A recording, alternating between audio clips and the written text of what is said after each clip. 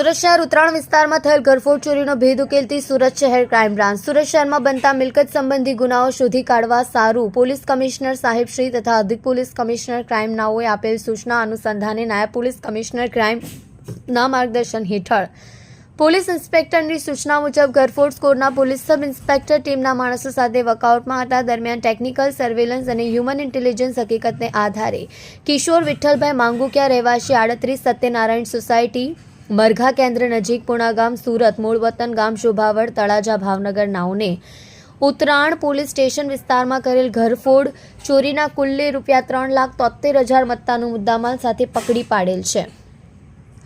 મજકૂર આરોપીની યુક્તિ પ્રયુક્તિથી પૂછપરછ કરતા જણાવ્યું છે કે આરોપીને મોજશોખ માટે રૂપિયાની જરૂર હોય બંધ મકાન જોઈ બિલ્ડિંગના 3જા માળે આવેલ કોમન ટોયલેટ બાથરૂમમાંથી પાઇપલાઇનના પસાર થતી હોય તે પાઇપલાઇનના સહારે નીચે બીજા માળે ઉતરી મકાનમાં પ્રવેશ કરી ચોરી કર્યાની કબૂલાત કરી છે। આરોપીનું નામ કિશોર વિઠ્ઠલભાઈ માંગુકિયા રહેવાસી 38 સત્યનારાયણ સોસાયટી મરઘા કેન્દ્ર નજીક પુણાગામ સુરત મૂળ વતન શોભાવાડ તળાજા ભાવનગર। ડિટેક્ટ થયેલ